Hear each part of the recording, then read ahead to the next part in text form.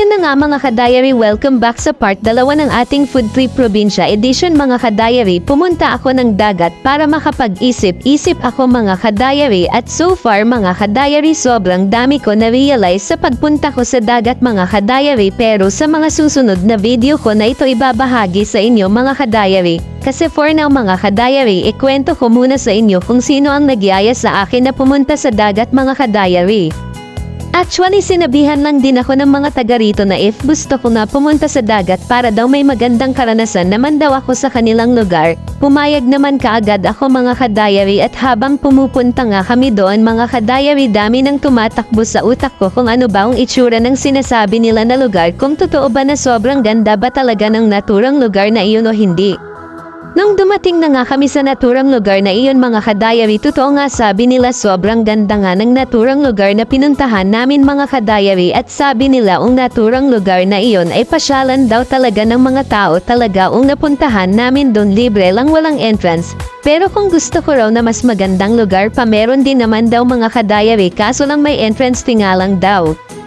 Ayon pa sa nagsama sa akin, bawat portion daw ng naturang dagat na ito may mga nagmamayari na talaga, pero sa naturang beach na raw na ito ay hindi pa raw ginagalaw ng may-ari, kaya pwede pa pumasok ang tagalabas at maligo, din naman daw mag-sightseeing daw.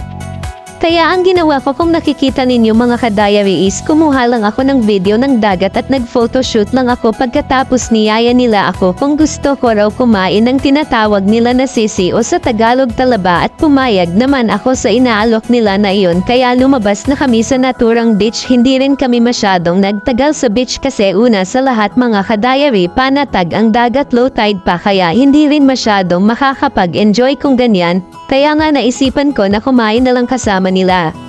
Paglabas mo kasi mga ka-diary sa naturang beach, may karinderya na kaagad doon. Sa murang halaga makakain ka na ng murang talaba at mga maliliit na isda na kung tawagin dito ay tabagak. Hindi ko lang alam kung ano tawag ito sa naturang isda na iyon sa Tagalog.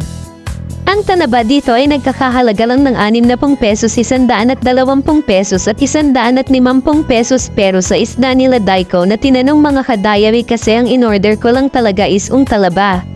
Sobrang sarap ng talaba mga ka-diary, matataba ang talaba nila kahit na aliit lang, pero sobrang taba ang laman ng mga talaba nila. Pagkatapos namin kumain, umuwi na rin kami kaagad mga ka-diary.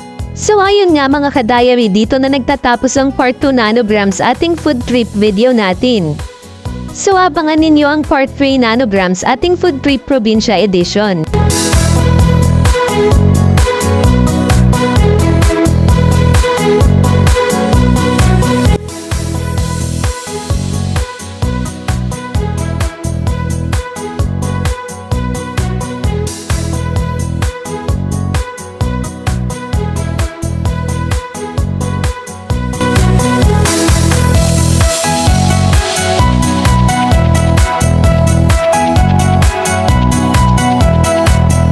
Sa next Food Trip Edition part 2 natin mga ka-diary, pupuntahan natin ang dinadarayo na Chinese fine dining restaurant mga ka-diary. Ipapakita ko sa inyo ang iba't ibang mga Chinese cuisine doon at kung ano-ano na mga seafoods na binibenta nila.